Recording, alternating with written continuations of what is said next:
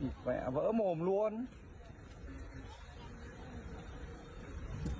Ui, cả con xe tải hốc vào đít con kia nữa.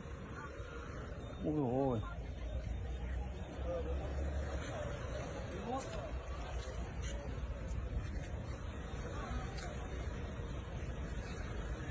Ui ôi.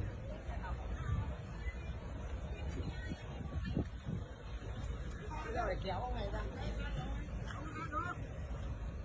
Đây là cái dây thì kéo đâu. Kéo có cây mà chơi mình không thấy à. Nó làm sao được kéo. Kéo con đẩy ấy, nhưng mình tài chế đi luôn. Mà chưa hướng ra được.